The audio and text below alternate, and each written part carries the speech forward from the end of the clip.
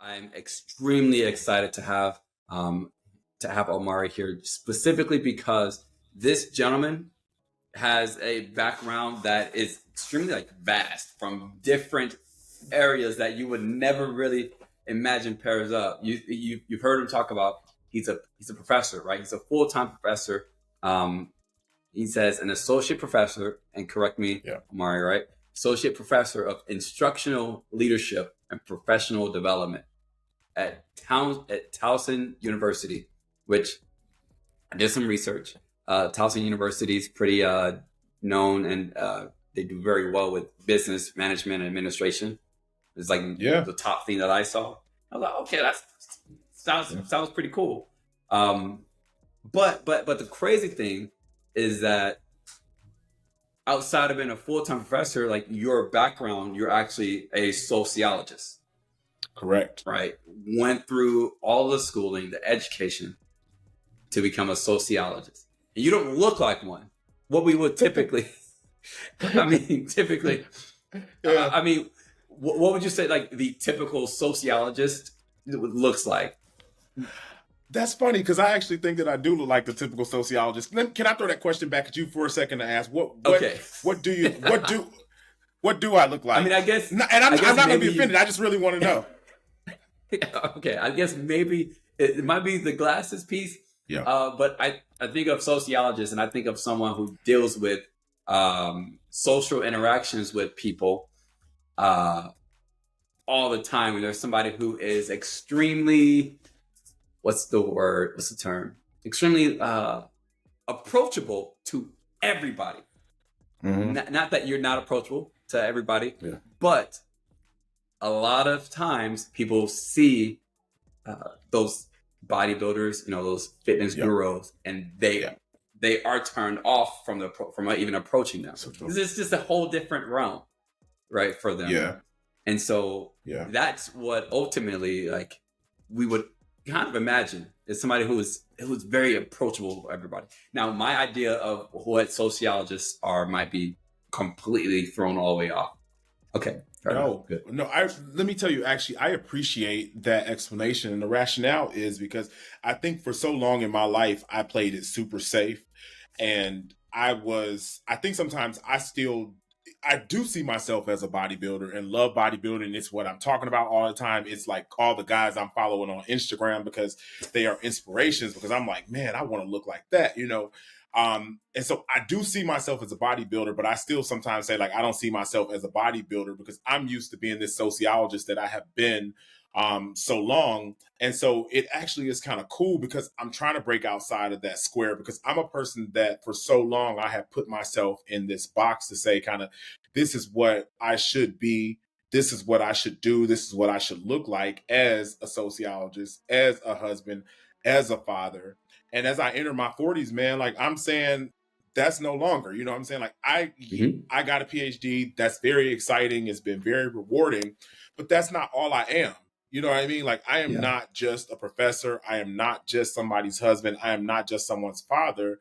And so, like, I'm completely fine, being out, in public. And it's funny, my wife and I call it catching, you know what I mean? And, a woman, finding me, attractive. Like, why shouldn't I be okay with that? You know what I mean? Or someone being like, man, like, you got really great abs, or, something like that. Like, that's cool. I can be that and be a professor. But for so long, it was like, I'm just a professor. And so I'm really trying to change that narrative. And my hope is that in changing that narrative for myself, that I inspire other people, but especially other Black male professionals, to not relegate themselves to what society has, placed on us. To, again, society so often places us, in that box of being, criminals, anything that is negative. And so many of us try to do the exact opposite to please society, and we don't have to.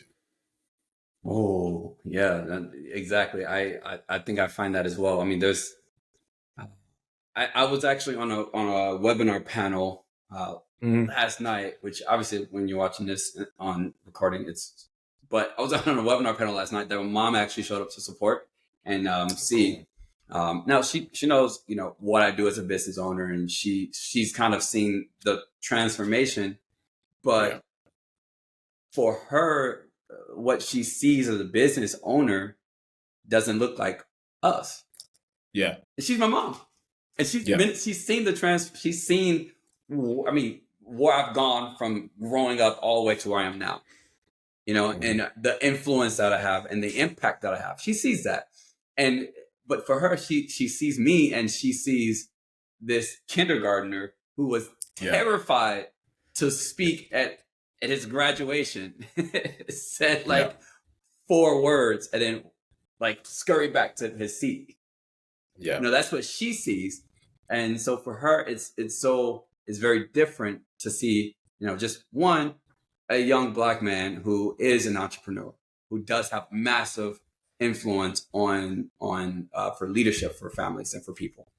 So there's that part. But then the other side is her son too. Yeah. And so for you to want to encourage people to change the visual status quo, because that's all it is. It's a visual status quo. It's like a visual glitch. I'm a video gamer, huge video gamer. So like visual glitches, it's like a visual glitch in society where we have this master sociologist who's also a professor, but also has really devoted to bodybuilding and fitness and health and wellness as a whole, right? And so I would love for you to just be able to kind of talk briefly about how you stacked those different layers onto your life, just because that is so what's the wild or peculiar, out of the norm, right? Out of the status quo. So how did you stack that? Yeah. I don't know how I stacked it, meaning like past tense. I don't know how I did it, but I know how I'm doing it now. So I don't know how I individually did these things and said that I'm going to stack them. But as I'm stacking them, I am finding a way, if that makes sense. So what I would say I do is, so as a wellness and professional, a wellness and fitness professional, and also a professor, I'm always trying to bring those two worlds together. So, I just recently wrote a grant proposal seeking funding to build a program in a Baltimore City high school for boys that is, centered or rooted in wellness and fitness. And so, again, there's my interest in bodybuilding coming with my interest in education, because I work in the College of Education and teach education courses. So that's bringing those together, right? I think that the two worlds are seen as separate when we look at bodybuilders and, in our professions outside of, bodybuilding. And so on Instagram, my name is the bodybuilding prof, right? Because I do think it is an interesting sort of clash, so to speak. When I look at training leaders, I working in an instructional leadership program. So, our students are coming back for their master's degrees and their certifications to become leaders in schools. I recognize what wellness in myself can do in others, right? So I look to train leaders to ensure that they enhance their wellness and their fitness, because whatever they do in terms of their personal lives with wellness and fitness bleeds into their personal lives as partners, 100%. right? Romantic partners. It bleeds into their lives as parents. It bleeds into their lives as leaders when they are teaching students or leading students. And so I'm just trying to bring all of that together. I don't know how it will look in the end, but I'm in the process of it now, if that makes sense. And why would you say perfectly balancing or blending it, bringing it together is necessary? What is it that you want? What is the cause? What is your vision with it? Because it's not something that people typically, there's two very different industries. Yeah. They are two very different industries. So I think the bodybuilding and being a professor are two different industries, but the process to becoming a bodybuilder, I think, enhances my my ability to succeed in my profession. Right, the discipline that you need to be a bodybuilder, like you have to work out. There's no like, I don't feel like it. You know what I mean? Like you have to eat properly. There's no like, just eat whatever's available. On top of not eating what's available, it means you have to plan in advance. There's no like, oh, I guess I'll eat this because, like I'm out and about. It's like, no, I stop and think, Hmm. where am I going today and how long am I going to be gone? I need to carry this amount of meals with me, or I need to carry this number of snacks with me. Or either before I go, I need to make sure this restaurant has food that can accommodate my diet. And so that's kind of how my life is as a professor. No, I share with people that as professors, we don't undergo reviews very often at all. Like we generally will have a review maybe in like our second or our third year. And then after that, Wow. maybe like the fifth or the sixth year. So you can go 2 or 3 years doing absolutely nothing and no one knows. It's not wise for you because when you get that final, Right. checkup, which comes at, tenure and Yeah. promotion, which is usually in like that sixth year, that fifth or sixth year, in the event that you haven't been doing anything those 5 or 6 years, right? Then people notice. But the reality is you have to plan in advance to say, like, this is what I want in 6 years. And so because I know I want this in 6 years, I have to plan those, those micro steps or stages that'll Yeah. get me Those to daily that. habits and things. Yeah. Yeah. So all fitness, you always have to be on it and always have to be, I don't want to say progressing, but growing, No, especially you specifically do in have to always bodybuilding. progress. You 1%. have to always Oh, progress. oh, yeah, at least 1%. Like, and you have to be. You're always held accountable because it's not that someone is holding you accountable. It's the fitness that's That's holding right. you accountable. And then the reviews are like the body, like the competitions shows, Yeah. things like that. So that is insane. And so I kind of want to break down that whole transformation, um, or that whole collision of the two worlds, right? And Mm-hmm. so, if you could for me, before we talk about that piece, we touched on something a little bit earlier about the Black community. Mm-hmm. How are you able to influence the Black community with what you're currently doing with your life professionally and fitnessly? Mm-hmm. Mm-hmm. Yeah, yeah, Yeah, yeah. how Fitness. are you We can turn able to that influence? fitness into an adverb. Fitnessly, I like it, man. Look, let's Yes, go. You know what I yeah. mean? Like we don't need to use the colonizers' language, man. You just create that on No. our. Fitnessly. Yeah.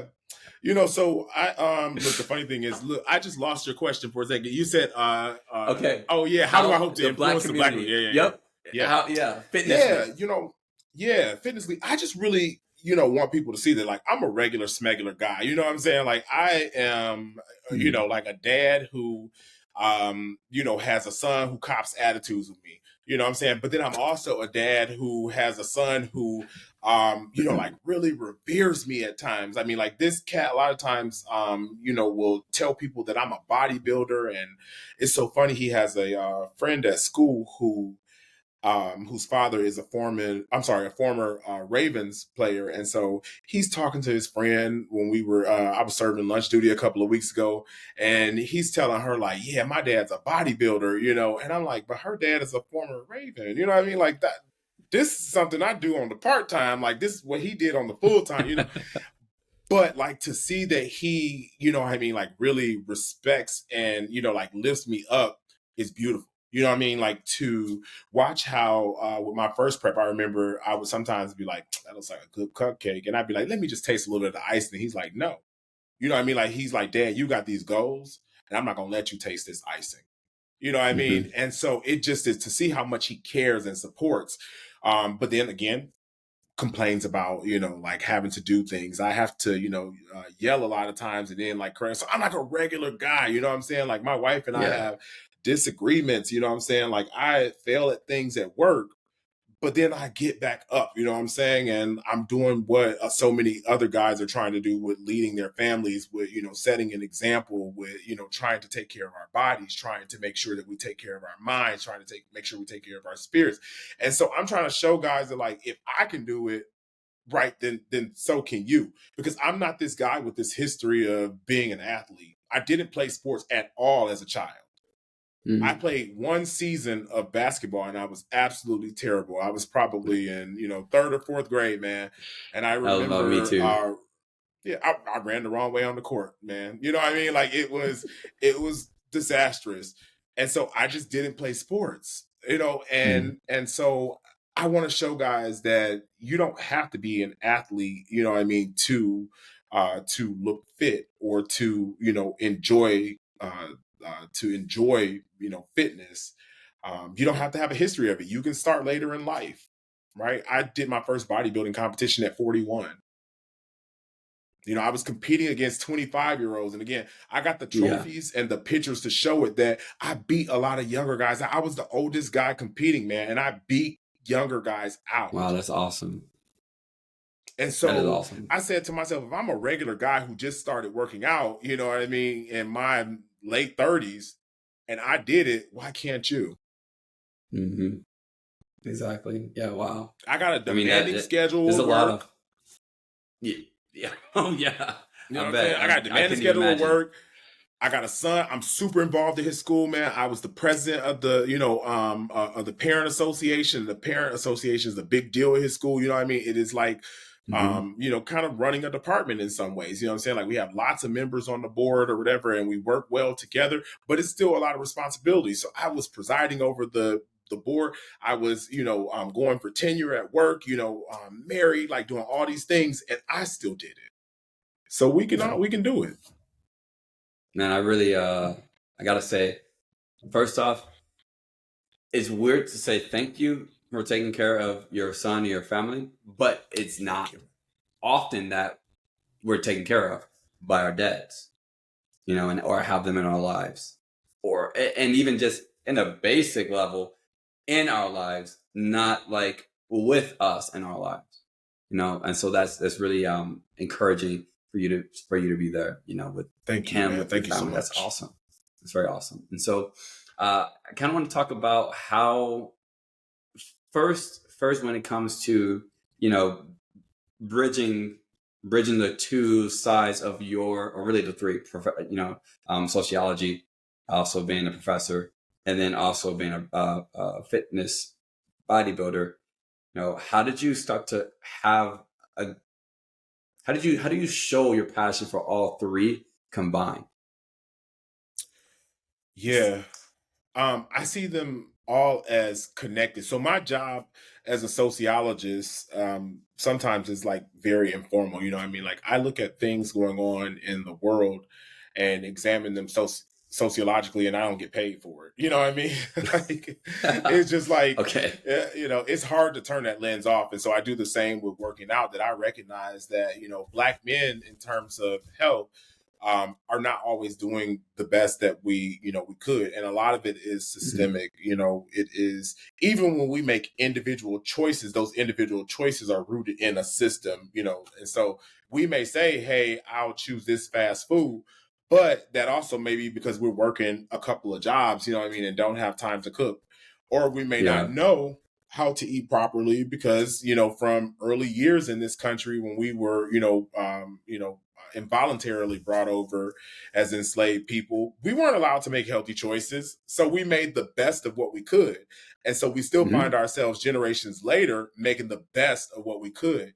And so where I am trying to interrupt that is saying that I have the education, I have the resources. Now, let me be clear, I don't have all the money that I need or want. Please believe. So, anyone listening to this that is able to give me a raise at Towson University, please give me a raise. I'll take a raise. So I do not want to make people think that I'm so comfortable that they don't need to consider me for raises and promotions. But what I am saying is that with the Hmm. few resources that I do have, I'm interrupting that cycle and saying, like, I'm gonna make better choices. Like, I'm gonna buy the fruits and the vegetables. And sometimes, again, you don't have the money. So I think to myself, well, how can I strategize this and get it cheaper? And I'm like, you know what? Let me check out Aldi. So I may not get everything from Aldi, but I know those fruits and vegetables are cheaper there. Whereas some people may have Yep. never considered that, or may not know the importance of vegetables in reducing, if it is cholesterol, or in terms of, like lowering blood pressure with your weight and with seasonings and with all those different things Right. being connected. And so because I have the knowledge and because I have a little bit of money, not a lot, I use those to interrupt that cycle. Got you. Yeah. That's thank you for that. That was hilarious. And Um, I need people to, like hire me for coaching. You well, know what I mean? Like I need this money, gotta pay private school tuition, man. I'm just trying to do whatever I can do. Well, I will say, obviously, I will definitely offer you and your family full financial strategies, right? Very Thank you, complimentary. man. Take Thank you. care of, help those goals because obviously goals are, or excuse me, finances are a big piece of making your goals and your business happen, right? And so I'll do that very much for you for free. And anybody that you talk to, you can just let them know, Thank you hey, so much, man. Amari sent me, and I'll take care of you guys.